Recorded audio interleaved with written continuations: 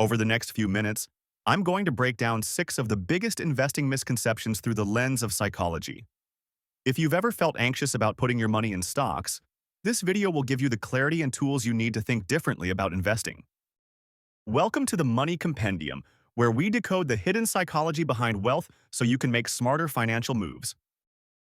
Because here's the truth. Becoming a successful investor isn't about genius-level math skills or perfect timing. It's about mastering the way your brain reacts under stress, recognizing the biases that trick you into bad decisions, and building systems that keep you disciplined when emotions run high. Pay close attention because the insights you're about to hear could be the ticket to you finally gaining financial freedom. Number 1. You don't need to be a genius to invest. A lot of people believe investing is only for the exceptionally clever, the kind of people who read balance sheets for fun and track every tick of the market. The finance industry encourages this perception. It hides behind intimidating jargon and insider language that makes ordinary people feel like outsiders.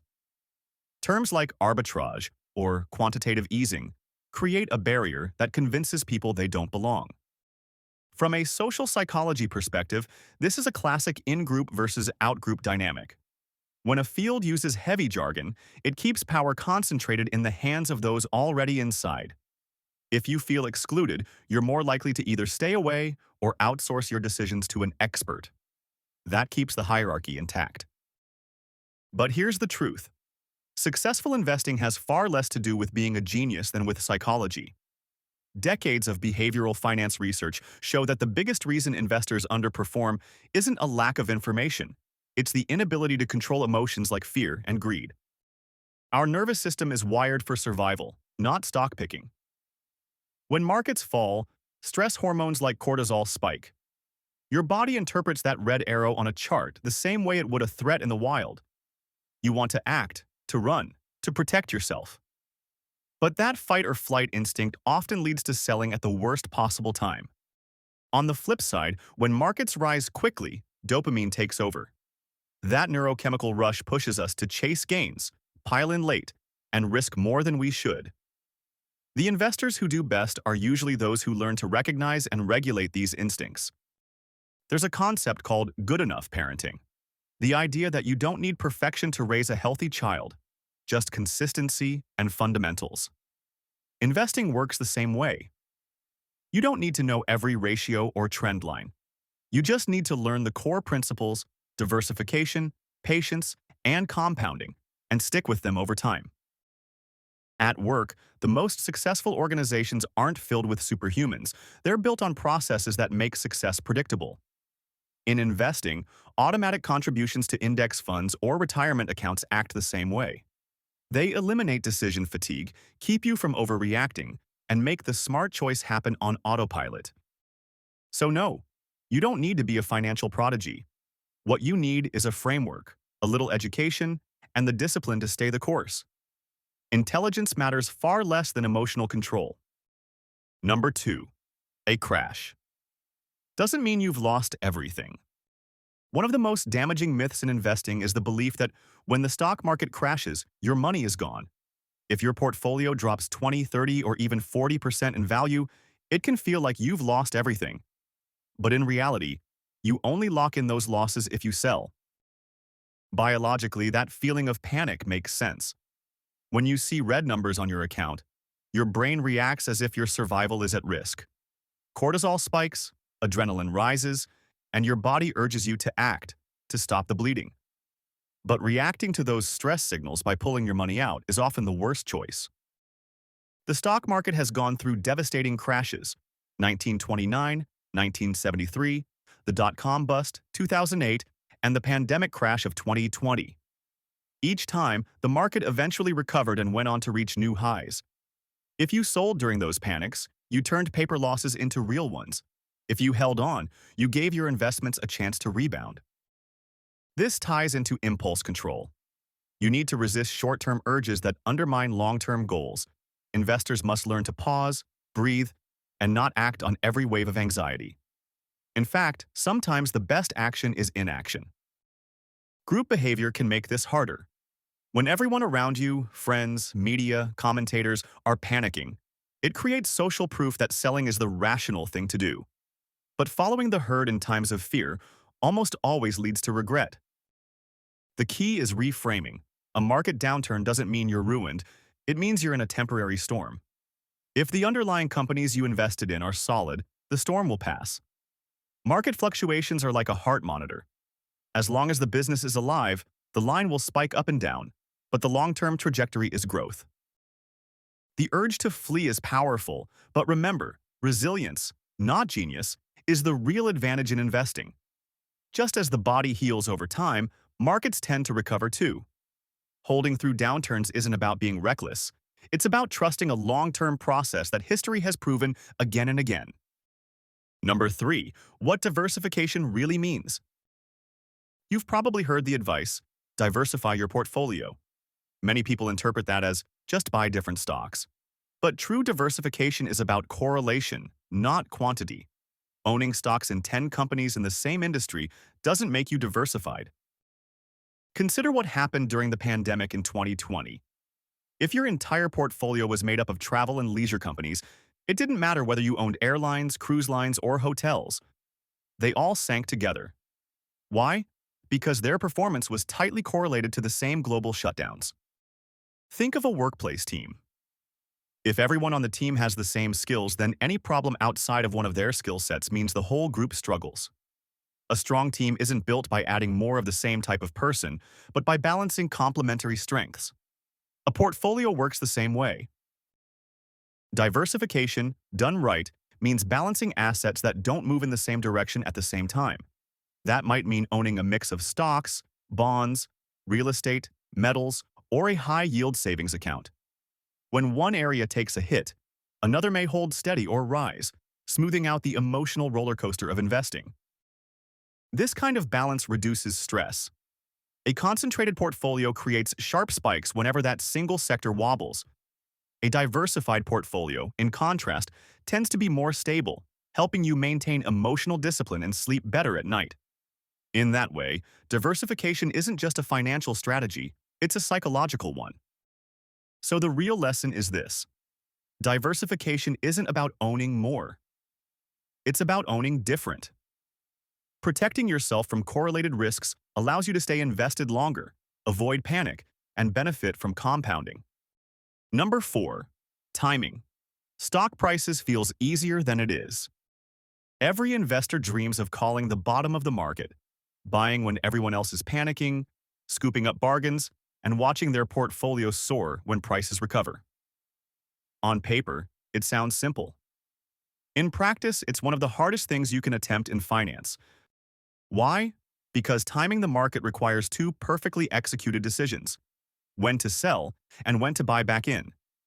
Even seasoned professionals rarely get both right. Most of the time, investors either sell too early, missing more upside, or they buy back too late, after the rebound has already happened.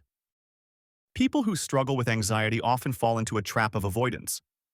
They delay action until conditions feel perfect, but those conditions never truly arrive. Investors fall into the same cycle, waiting for the perfect entry point that only becomes clear once it has already passed. The result? Missed opportunities and regret. So what's the healthier, more sustainable approach? Instead of trying to predict the exact trough, many psychologists and financial planners recommend dollar-cost averaging. This means investing a fixed amount at regular intervals no matter what the market is doing. If prices fall further, you buy more shares at a discount. If prices rise, your earlier purchases benefit. Systems like these reduce decision fatigue. Just as employees perform better with structured schedules, investors make better choices when their actions are automated. Dollar-cost averaging removes the stress of guessing and creates a disciplined process that works over time. Investors often fixate on a past stock price, for example, telling themselves, "I'll buy once it drops back to $50. But markets don't move according to our mental anchors. A great company may never revisit that price again. Waiting for it to fall to your preferred level can mean watching it climb without you, turning patience into paralysis. We tend to assume we'll be one of the lucky few who nail the bottom. But statistically, the odds are stacked against it. Recognizing this bias helps investors focus less on perfect timing and more on building consistent exposure to quality companies. The key takeaway is that markets reflect long-term business value, not short-term noise. If you've identified a company with strong financials, competent leadership, and real competitive advantages, obsessing over whether you buy at $98 or $102 doesn't matter nearly as much as holding it for the next decade. In the end, trying to buy the exact trough is a psychological trap. It feeds anxiety, amplifies stress, and tricks us into thinking certainty is possible. The wiser move is to embrace uncertainty, invest steadily, and let time, not timing, do the heavy lifting. Number 5. Why a falling price doesn't always mean a bargain. When the market crashes or corrects, it feels like everything is on sale. Stocks that were once expensive are suddenly trading at a fraction of their old price, and the temptation to scoop them up can be overwhelming. But buying just because the price has fallen is not always a good idea. Let's imagine two companies. Stock A hit an all-time high of $50 last year, but has since crashed to $10. Stock B is a smaller, steadily growing company that recently climbed from $5 to $10. Faced with that choice, most new investors will reach for Stock A. Why? Because they assume if it once traded at $50, it must eventually return there, meaning a huge profit is waiting. Our brains latch onto the previous high as if it were the stock's true value. Even though market conditions, competition, or fundamentals may have permanently changed, we anchor to that past number and convince ourselves the drop in value is a bargain. Believing that past price automatically predicts future value is a form of magical thinking. Therapists see this when clients believe that repeating past patterns will somehow guarantee different outcomes. In investing, clinging to a fallen stock because of its old high often leads to prolonged disappointment. The healthier strategy is to look beyond price and evaluate quality. Is the company financially stable? Does it have real growth prospects? Is its leadership competent? Price is just one signal, and without context, it's misleading. The goal isn't to scoop up what looks cheap, but to buy quality businesses at fair or slightly undervalued prices. Long-term wealth comes from owning strength, not chasing ghosts of former highs. Number 6. The market owes you nothing. Another dangerous misconception is believing the market has some obligation to reward your investment. Whether you're a beginner with a few $100s or a seasoned investor with millions, the stock market doesn't owe you a return. This belief is the just world fallacy, the assumption that the world is fair and effort automatically leads to reward. In reality, markets are not moral systems. A great company can still struggle. A diligent investor can still lose money.